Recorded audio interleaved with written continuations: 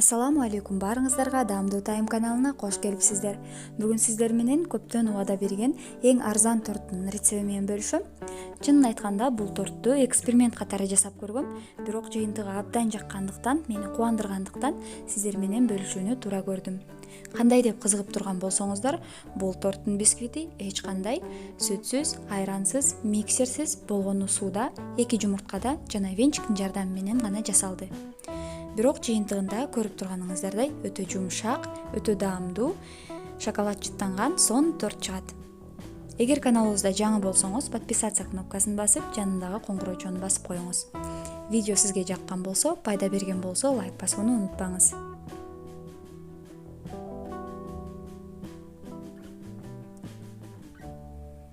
Керектелүүчү азыктардын баардыгын жазып көрсөттүм жана бышыруу процессинде кеңири айта кетем. Алгач жумушту бисквит жасоодон баштайбыз. Ал үчүн бизге 2 жумуртка керек болот. Жумурткаңыздар алдын ала муздаткычтан чыгарылышы абзел. 2 жумурткага 1 стаканда кум шекерди кошуп, венчиктин жардамы менен 2-3 мүнөтчө жакшылап көөртүп алабыз.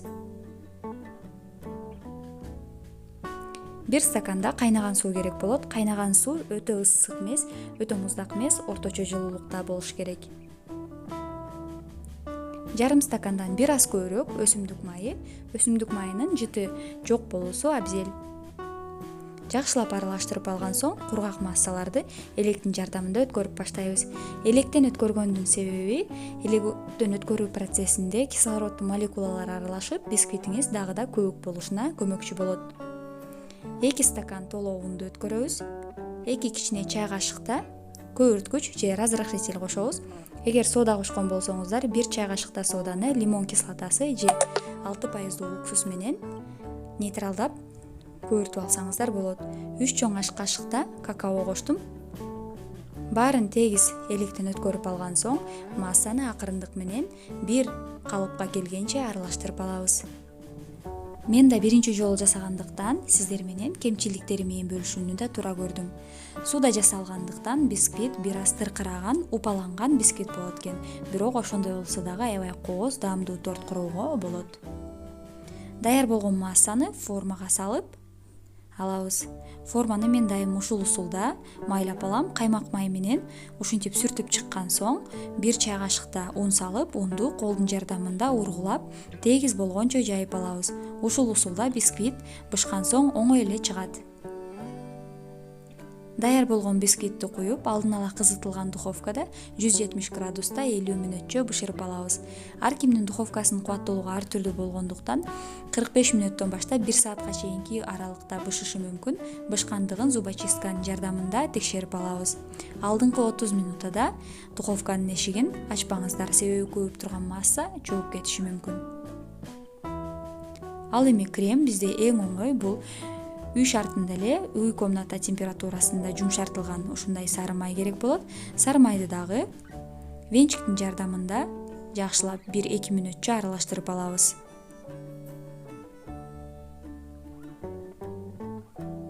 Жакшылап аралаштырып алган соң, вареный сгущенка колдондум. Эгер вареный сгущенка жок болгон болсо, кадимки эле койтулган сүт же болбосо сгущенка колдонсоңуздар болот. Бул да өзүңүздөрдүн табитиңиздерге жараша. 1 чай кашыкта бетин кооздоо үчүн алып койдум. Калган бардык 1 банканы салып, жакшылап аралаштырып крем жасап алдым. Эгер каймак майды миксердин жардамында 2-3 мүнөтчө же болбосо 5-6 мүнөтчө көбүртсөңүздөр, крем аябай туруктуу, каттуу крем болот, кооздогонго дагы. Мен венчиктин жардамында гана аралаштырганым үчүн ушундай бир аз суюк крем пайда болду.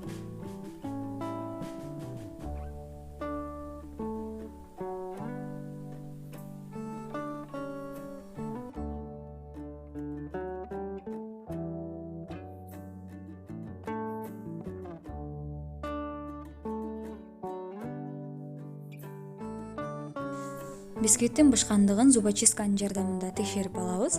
Эгер зубочистка кургак чыккан болсо, бул бисквит бышты деген белги. Сууган соң формадан чыгарып, бычактын жардамында 3 бөлүккө бөлүп алабыз. Ысык кезинде бөлсөңүздөр, күкүмдөргө ажырап, упаланып кетиши мүмкүн. Нымдоо үчүн мен атайын ширин чай кылып алдым. Шартыңыздарга карап сүт менен нымдасаңыздар болот. Биринчи бөлүктү коюп ушундай нымдап алган соң кремден мол сүртүп, тегиз кылып жайып чыктым. Ушул эле иретте 3 бөлүктү тең ушундай кылып кооздоп чыгабыз.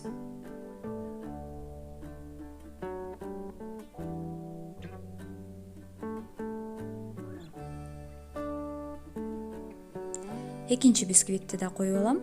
Жогоруда айтып кеткенимдей, суудан жасалгандыктан бир аз бисквит мына ушундай ажырап кеткен болот экен, бирок ошондой болсо дагы даамдуу торт чыгат. Экинчи бөлүгүнө да кремден мол сүртүп алабыз.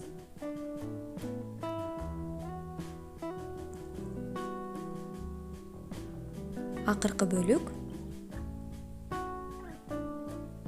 Калган кремдин баарын үстүн жана четтерин кооздоого кетиребиз.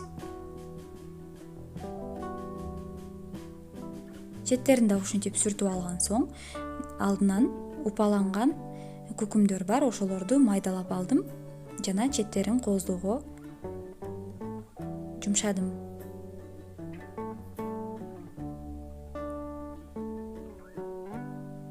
Мына ушул күкүмдөр. Колдун жардамында тегиз болгончо бардык жерине күкүмдөрдөн себип чыгабыз.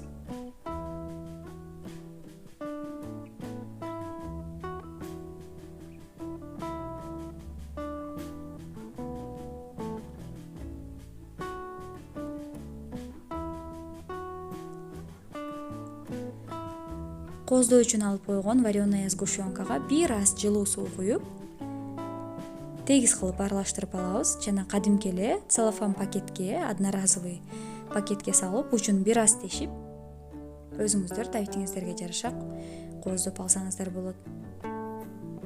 Бул жерин кооздобой деле койсоңуздар болот, болгону ушул күкүмбөйдөн калышы да мүмкүн. Бардыгы өзүңүздөрдүн фантазияңыздарга жараша.